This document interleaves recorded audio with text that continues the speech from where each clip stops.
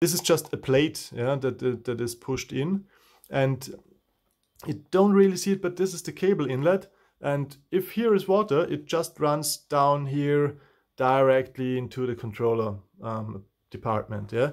So beneath this this deck is from back here to the front here is the battery. That's all battery in the center.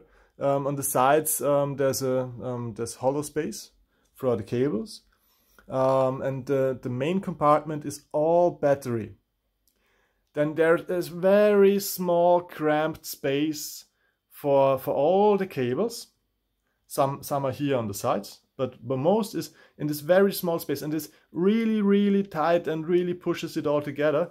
And down here, accessible from the front, is the controller, the Minimotors controller.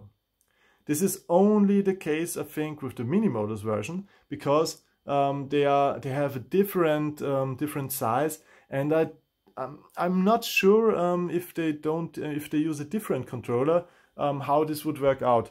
On the single motors version, the battery is only a small part here. The controller lies here, and there are the cables. There's a lot of space. So single motors version is let's say only half as full, and so it has much space to house the controller here.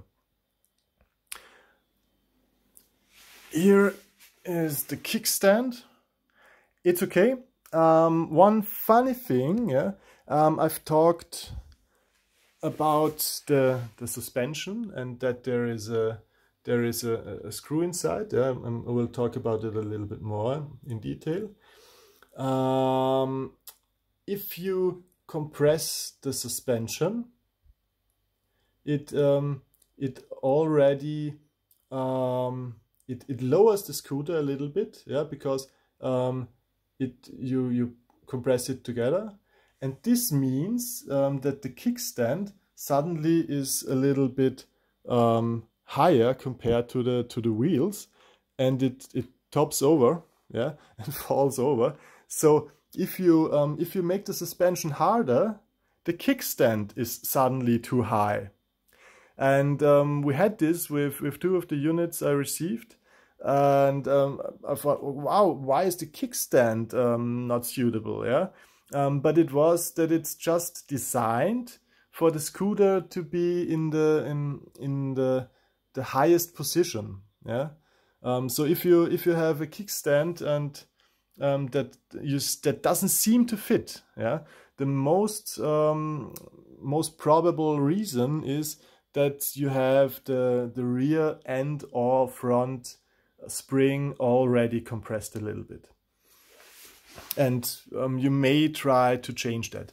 So here is the screw. You have to also use the other side and unscrew it. Yeah, so it takes a hexagonal 6mm key from both sides. Yeah, so there's an axis through here, and this axis holds the bottom of the spring. Yeah, and you have to unscrew it, then find something to push out the axis. Yeah, I took a Torx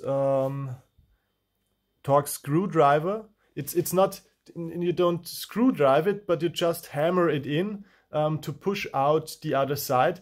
Push it out more than half, so that the middle of this thing here is accessible. Yeah, from the downside.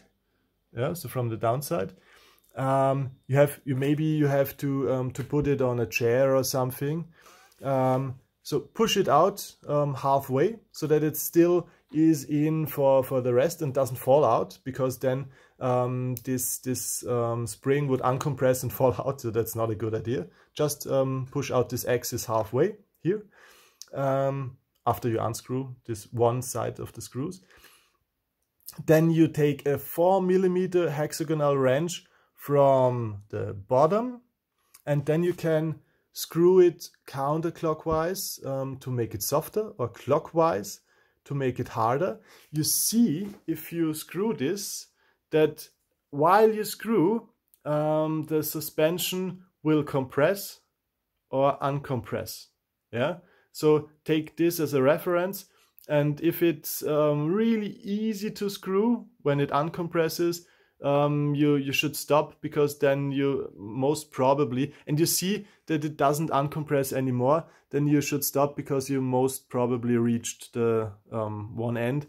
And if it gets really hard to screw, you also have compressed it very much, and it should be sufficient. Yeah.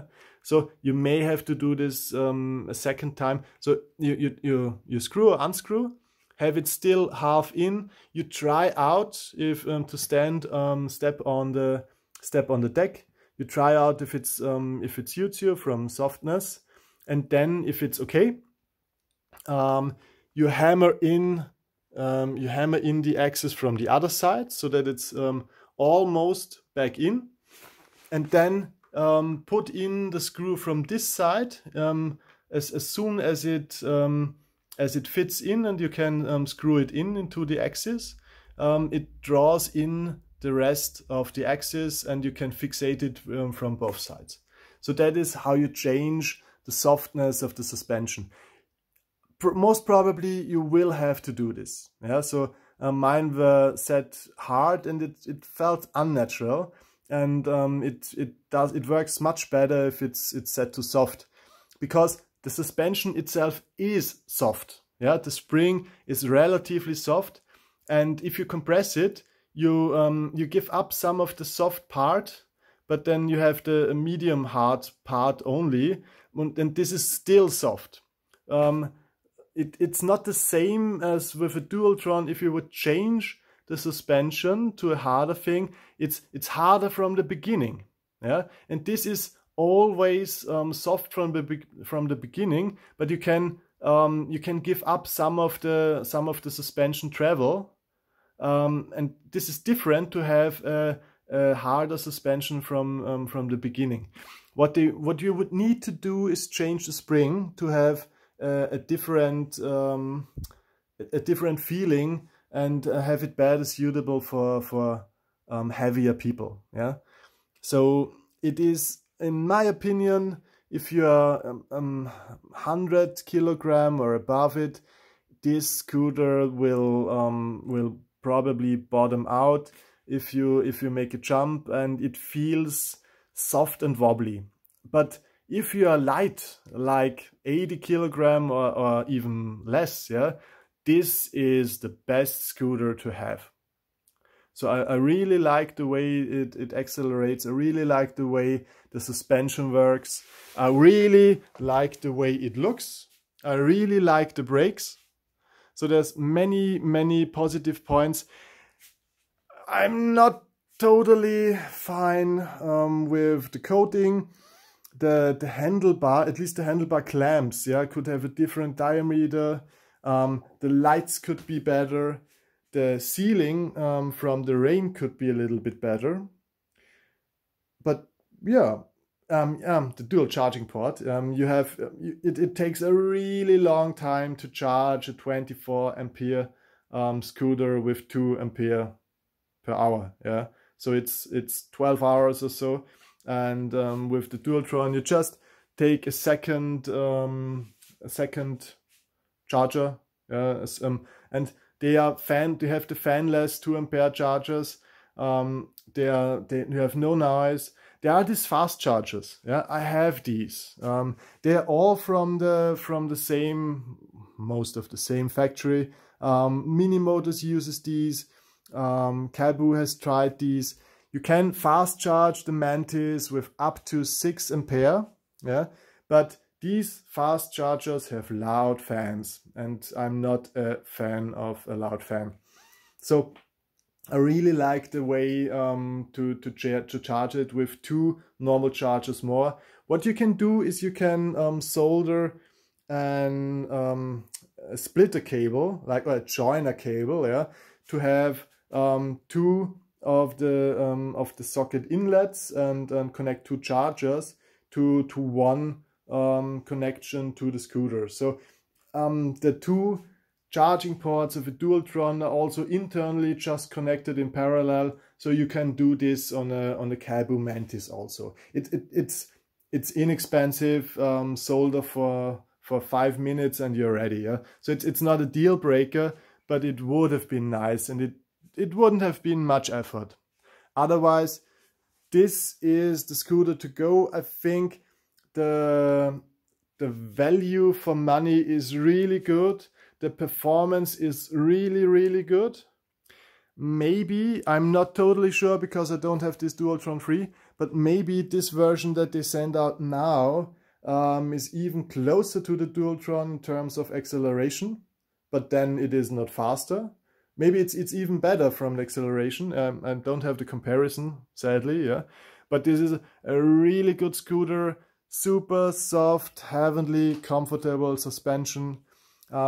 Just some small things that they could do better.